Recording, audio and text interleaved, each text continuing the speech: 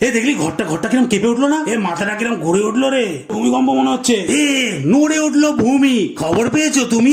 আমায় খবর দিয়েছে আমার পাশের বাড়ির মামি। কাঁপলো অলিগলি, আজ ভূমিকম্প নিয়ে বলি। এসব দেখে বোঝা যাচ্ছে সময় ঘোর কলি। হয়েছে 10টা 8, আমি তখন খাটে মিষ্টি মধুর স্বপ্নে বসে মাছ ধরছি ঘাটে। হঠাৎ মায়ের কোলাহল, বাবু আমার কি হয়েছে বল, মাথাটা কিরম ঘোরাচ্ছে, ডাক্তারের কাছে নিয়ে চল। মাসি এসে বলে, দেখো দরজা খুলে, শুধু তোমার নয় সারা পাড়াই দোলে। মামাকে করলাম ফোন, কথা হলো কিছুক্ষণ। বললাম, কিছু শুনেছো নাকি? ভূমিকম্প বলছে লোকজন। বলে, কামড়ানোর পর সাপে, আমার তো সারা শরীরই কাঁপে।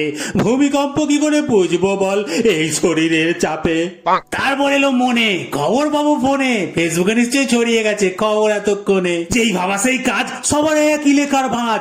পোস্ট করা, এই টের পেয়েছো ভূমিকম্প হয়েছে আজ। হাজার হাজার করা, সব একই পোস্টে ভরা। সত্যি ভূমিকম্প হয়েছে, তখন গেল ধরা। 1.5 মিনিট করে ভূমিকম্প হয়েছে জোরে, তবে ফেসবুকে ভূমিকম্প চলেছে ঘন্টা 3 ধরে। খবর এলো ভেসে, এপি সেন্টার বাংলাদেশে। ক্ষয়ক্ষতির কোনো খবর যেন না আসে অবশেষে।